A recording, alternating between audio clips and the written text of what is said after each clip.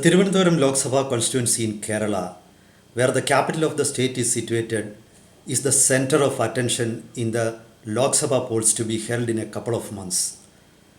This is the only Lok Sabha constituency in Kerala where the main contest is between the BJP and the Congress. It's not that BJP lacks any major influence in any other Lok Sabha constituency in Kerala. For example, in Thrissur and Pathanamthitta, BJP is equally strong, but the contest is a real three-cornered contest in those constituencies. In Thiruvananthapuram, during the last two elections, the left was in the third place and far behind the main opponents, the BJP and the Congress. Supporters and sympathizers of the left pardon me, but I cannot hide the truth. In the coming Lok Sabha polls also, the situation is unlikely to change. This is Hari Kumar with insights. Let's look into the details. All the three major political fronts in Thiruvananthapuram have not announced officially their candidates. Only two of those fronts have announced.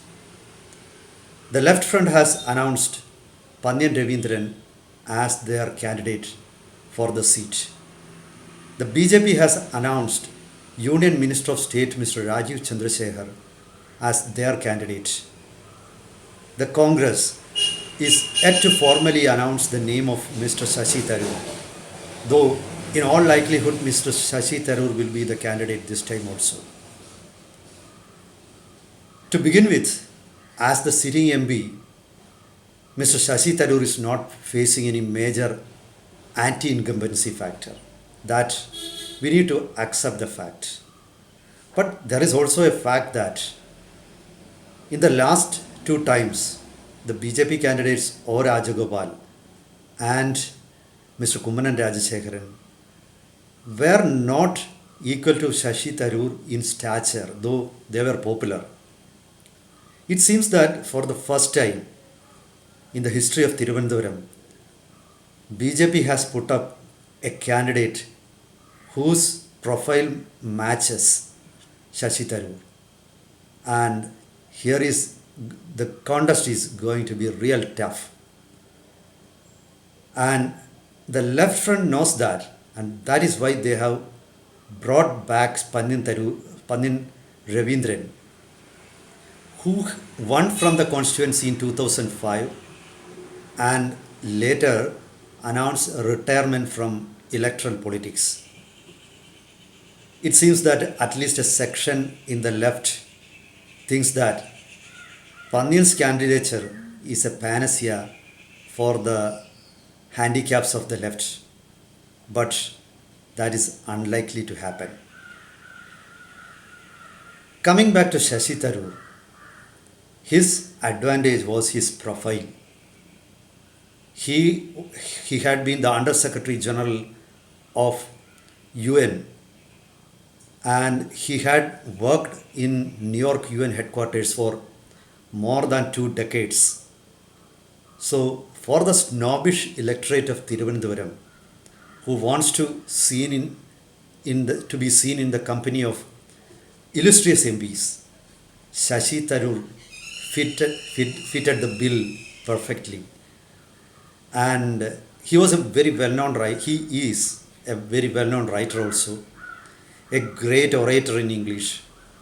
And all those makes him very attractive. And he's very popular among women voters also. But for the first time, there is an opponent who could match him in each and every aspect. The BJP candidate, Mr. Rajeev Chandrasekhar, is also from Palakkad and he also had an illustrious career in the United States.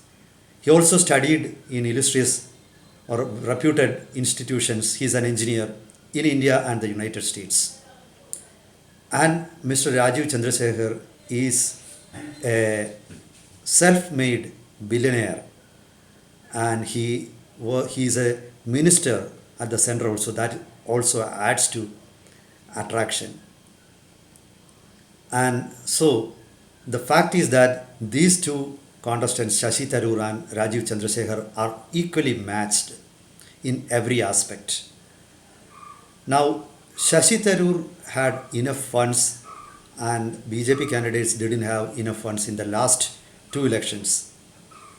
Though BJP candidates O Rajagopal and Kumanam Rajashekharan were popular among, especially among Hindutva voters, they lacked deep pockets which Rajiv Chandrasekhar possesses, and this is definitely going to make a difference in the polls.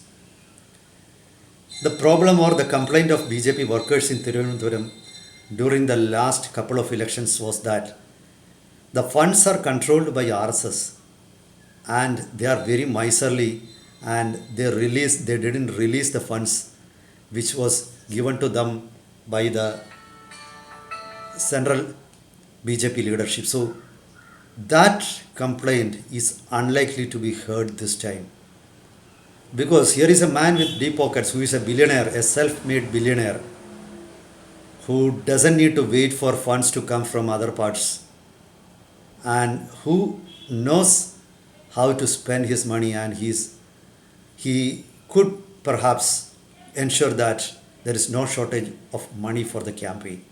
So that is an important thing. And let us check about the credentials of Pandyan Ravindran. Pandyan Ravindran won the 2005 Lok Sabha polls, which was a bypoll necessitated by the death of the sitting CPI MP at Thiruvananthapuram's P.K. Vasudevan Nair.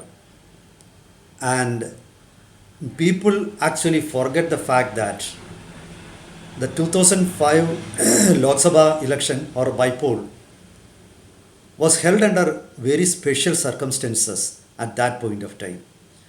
It was a few months ago that K. Karunakaran, the foremost leader of Congress in Kerala, who had been chief minister several times, split from the Congress and formed his own political party, the DICK. And independent political observers said at that time, that Karunakaran might have transferred around 1 lakh votes to the left front during the bypoll. Even the CPIM state secretariat had considered that Karunakaran's DIC might have transferred around 30,000 votes to Pandyan Ravindran. The votes won by Pandyan Ravindran that time was around 3.9 lakh votes, which had no parallels or no precedents or no antecedents. That was a unique election in which the left scored that much votes. It was never repeated. So it means that they got votes from somebody, around 1 lakh votes. Normally, the left gets around 2 point something, less than 3 lakh votes. The Congress gets over 3 lakh votes consistently. So left got votes from DIC at that point in 2005. That ensured the victory of Pandyan Ravindran, and not his influence or charisma, as some people tend to think. What I mean is that Pandyan's candidature is unlikely to make any difference to the fortunes of the left in Thiruvananthapuram. Believe me. And for the Congress, they used to get around 3.25 or around 3.3 lakh votes. And Shashi Tharoor improved that vastly in the previous elections in 2019, when he got around 4.16 lakh vote.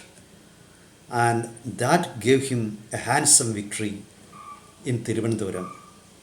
However, there are many factors that prevent it this time. For example, last time, the minorities in Kerala voted en masse for the Congress. There was a thinking among minorities that Narendra Modi is going to lose the elections and Rahul Gandhi will return. But no such fallacy is there now. Everybody knows that Congress is not going to power at the center, though it is true that Congress is still powerful in Kerala and may finish with a major chunk of the seats in the Lok Sabha polls. Another factor is the ruling party in Kerala is now LDF, and at present they have deep pockets. The Congress doesn't have. And now these are days of fast changing political fortunes. For example, today, Padmaja Venugopal, the beloved daughter of K. Karunakaran, there are reports that Padmaja is going to join BJP. If that happens, again that is going to influence Thiruvananthapuram Lok Sabha polls, because Thiruvananthapuram has been the fiefdom of Karunakaran, though he was born in Thrissur and he worked there for several decades. When he faced any threat in Thrissur, he would come to Thiruvananthapuram. He had won from Thiruvananthapuram, from Nemam to Assembly and to Lok Sabha. So Karunakaran was a major force in Thiruvananthapuram. Of course, his daughter may share some of the legacy or may inherit some of the legacy of her illustrious father. So it seems that if Padmaja enters the BJP, it's going to improve the fortunes, or at least give BJP clues about how to influence and who to influence at Thiruvananthapuram, and how to attract the influencers of Thiruvananthapuram. So this is going to impact Thiruvananthapuram elections also. And for Shashi Tharoor, though he had faced many allegations, especially when his wife Sunanda Pushkar was found dead under mysterious circumstances, that had impacted the voters of Thiruvananthapuram to some extent, but it was not decisive enough to defeat him. So you see how well entrenched Shashi Tharoor is at Thiruvananthapuram. But again, the problem is for Tharoor is his opponent matches him, that is Rajeev Chandrasekhar matches him in each and every respect. And it is evident because for the ordinary worker at Thiruvananthapuram was expected to revolt against Rajeev, because he is a major shareholder of Asianet News, which takes a consistent anti-BJP position. Though Mr. Rajeev Chandrasekhar had clarified that he leaves the business to his managers and he never tries to influence, this was not taken lightly by BJP supporters. So they might have asked the question, why should we vote for Rajeev Chandrasekhar, whose news channel takes a consistent anti-BJP stand? But it seems that he has wooed all the cadres and the BJP sympathizers from the initial reports. His team has already launched all-out attack, or their presence in social media is now very evident. But the problem he is going to face will be to tame the RSS. How the problem in Kerala is that, especially in Thiruvananthapuram, is that actually the base is RSS base. The BJP, though it wins, it actually rides piggyback on Rashtriya Swayamsevak Sangh. And if the RSS gives full-fledged support to Rajeev Chandrasekhar, definitely he will bag all the RSS votes. Again, the challenge for him is likely to be the minority votes, which went en masse to Shashi Tharoor last time in 2019. And that gave him a handsome victory. That gave him over 4 lakh votes. Because you look at the history of Congress votes in Thiruvananthapuram, it was around 3.3 lakh votes, almost all polls. It means that the real vote base of the Congress is around 3 lakh votes. But something like over 4 lakh votes was unprecedented, and definitely that was because the minorities, the Muslims and Christians, voted for Shashi Tharoor en masse. The Christians in the constituency belong to two major groups, two major churches, which are the CSI and the Latin Catholics. These people are known for their antipathy towards BJP, and it is likely that they will show at least a similar levels of antipathy. But we need to take into consider the fact that BJP has won over many leaders of Christians into the party, and at least it seems that they will strike an alliance with the Latin. It is likely Latin Catholic Church will have some. At least there won't be the previous levels of antipathy. There are many reasons to think so. I'm not going to detail it here. So, anyway, till now it seems that Shashi Tharoor has retained some of his edges, but it's not going to be a walkover for him, definitely. Kumanan Rajasekaran last time was not the candidate who fitted the concepts of the urban voter, but for the urban voter of Thiruvananthapuram, the man, Mr. Rajeev Chandrasekhar is the man of the man. He is street smart and he has got street credentials also. So this he has the potential to emerge as the black horse. But till now, I am not expecting any upsets even till now. But in the coming days, there are chances because political situation in Kerala is fast changing. For Pandian Ravindran, the present anti-incumbency factor against the state government could also work against him. There is a general unrest in the society because of the price rise, the failure of the government to give salaries to employees on time, and foremostly the atrocities committed by SFI in campuses of Kerala, especially the death of Siddharth, a student of Pukod Engineering College, and the torture he was subjected to by SFI students will work against Pandian Ravindran. It's true he is not CPM, he belongs to CPI, and SFI is not their students' wing.